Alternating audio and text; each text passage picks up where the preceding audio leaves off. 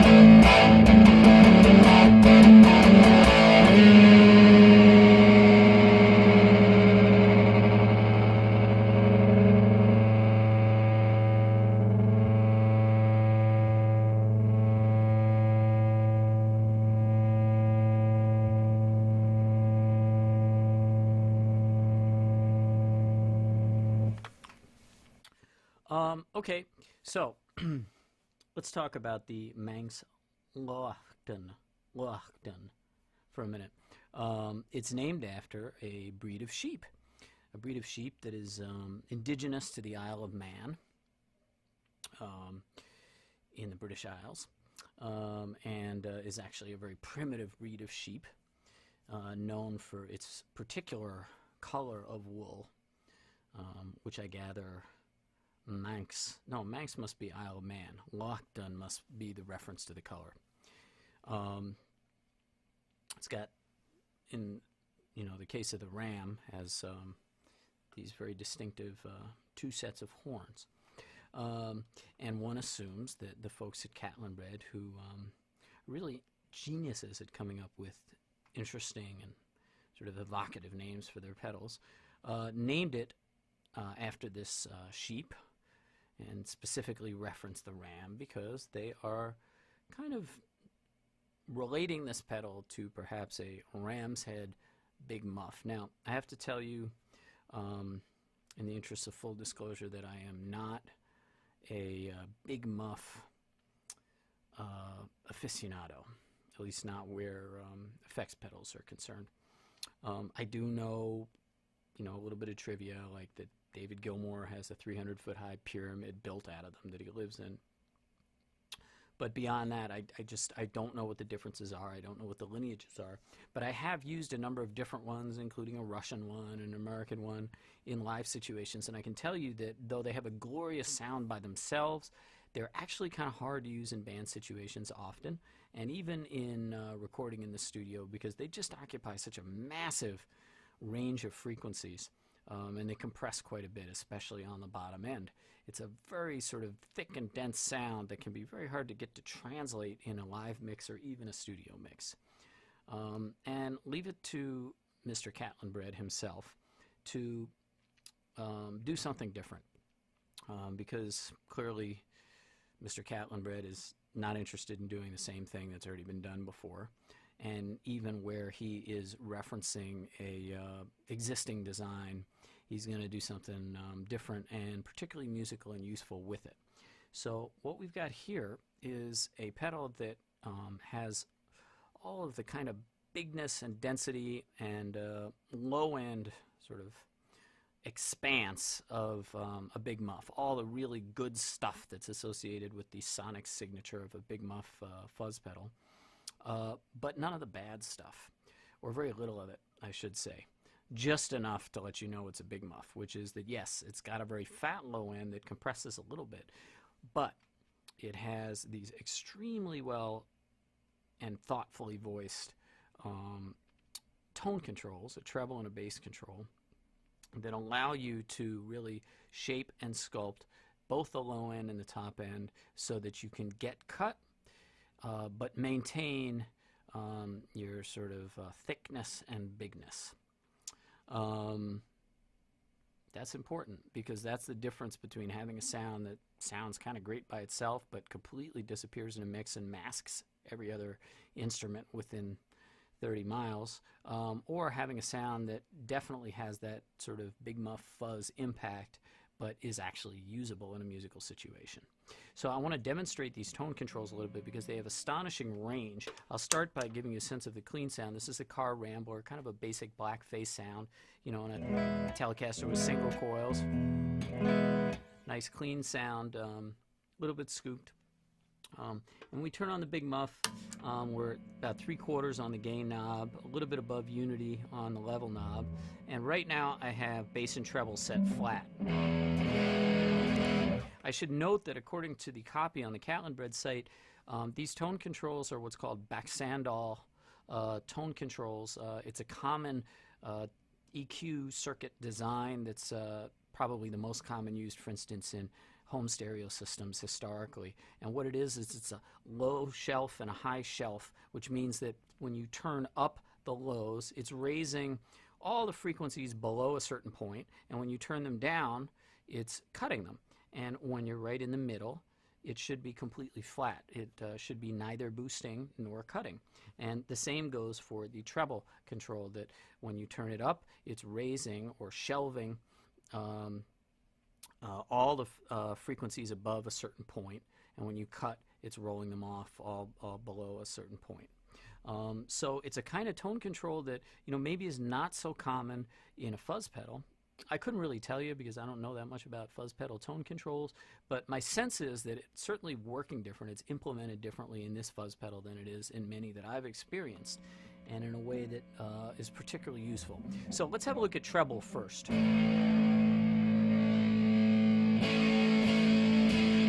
It basically gives us crispy, lots of crispy and kind of clarity for extended chords, and certainly tons of nasty, raspy fuzziness. When we roll it down, we can get a very dark and thick sound. And of course, when we're cutting with a passive tone control like this, well, I guess it's not really a passive tone control, but when we're rolling off frequencies, we're going to be cutting our overall volume. So if we're going to turn this all the way down, certainly our level is going to drop, so we'd have to compensate with level, but we can get a really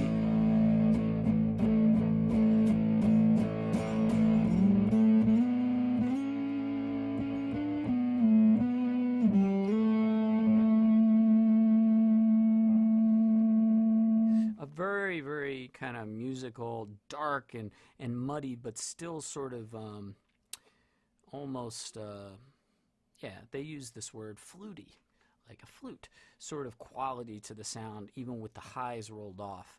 You know, we still have a kind of coherence to the sound. Okay, so that's the range there. But here's where I think it gets particularly exciting in regards to using this pedal in a live situation, is your ability to really control the low frequencies with a lot of precision. So we roll off the bottom and we get a transistor radio sound almost, with almost no low end on it. But don't be deceived.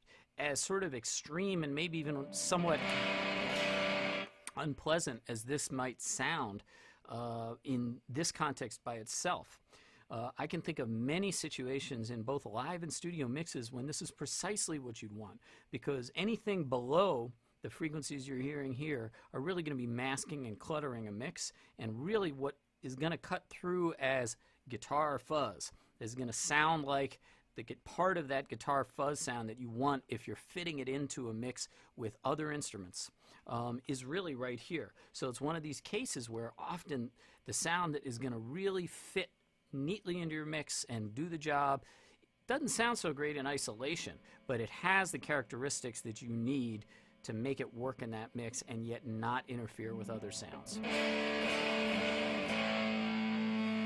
And what's also nice is that even with this very extreme transistor radio sound, again, we have a kind of musicality and coherence to it and a lot of dynamism for such a kind of high gain type of fuzz.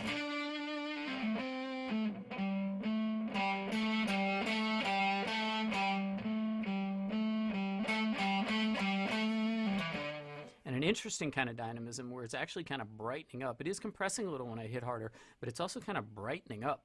High frequencies are kind of jumping out even more as I hit it harder. So there's some interesting dynamics going on.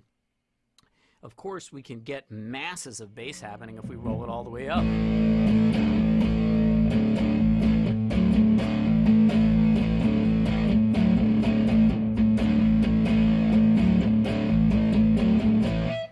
You know, we could sculpt a very bass heavy and yet kind of restricted sound by rolling off the treble and just cranking the bass, and that might be something we would fit, you know, into a less conventional type of guitar track, but one that again would occupy a small area of the frequency spectrum and would work really well in certainly a recorded mix, but maybe even on a live situation if the bass were not occupying that same space, or if you're playing in a situation where you're not using a bass, you know, you're just like guitar and drums or whatever. I mean, this is almost like it's coming from underground, perhaps deep within the shale and sandstone beneath the Isle of Man. I have no idea what the geology of the Isle of Man is, but that's my fantasy of it at the moment. So, of course, a good bit of the time, you're really not going to be using these extreme settings. Well, you might be. You might be an extreme setting sort of person. But don't feel bad if you're not, because these tone controls are very effective at sculpting things in a more conventional range. And I'm just going to show you a couple examples that, you know, in a situation where you're dealing with a very bright amp, I'm going to crank the treble on this amp right here. Give us an excessively bright sound. Let's say somebody hands you as a backline amp a Roland JC120, and it's super bright and super clean, and you're like, oh geez, is this fuzz pedal gonna really sound horrendous going into it? The answer is no, because you can simply roll off a little of your treble, give ourselves a little bass if we need it, maybe a little less treble.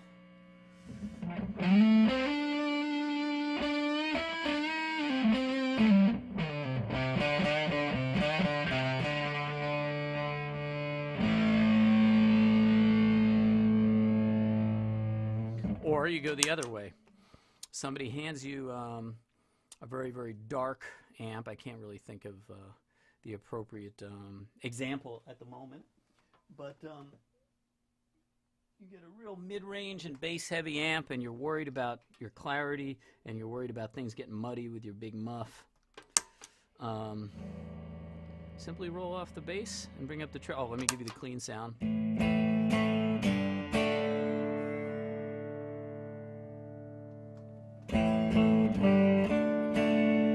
Not a lot of glassiness in that clean tone. Remember, this is a telly, so that's kind of dark. I rolled off the treble a lot. Well, we're just going to compensate, and we're still going to get a very musical, usable sound out of this big muff.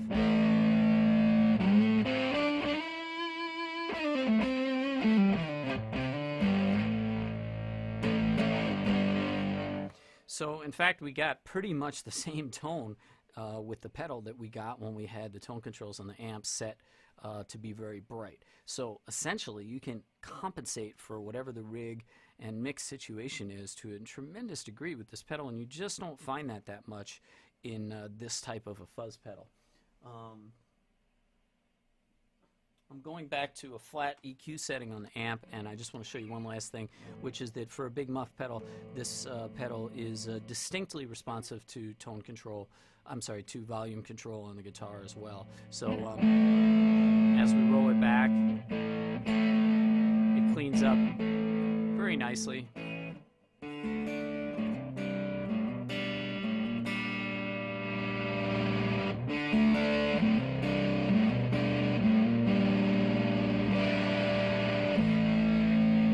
Don't you wish wish I'd stopped playing an open A chord.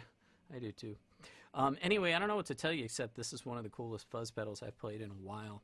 And it both has sort of the extreme and kind of very over-the-top qualities that a big muff can have, but it has the right tone controls to make them really useful in a variety of musical situations. Let's just leave it at that. The Manx, blah, blah, blah, whatever the hell it's called, it's friggin' awesome. Get a hold of folks at Rock and Roll Vintage, and they will totally hook you up. Sorry this demo was so damn long. You probably stopped listening a long time ago. I just like the pedal, so I didn't want to stop playing. That's it. It happens. Till next time.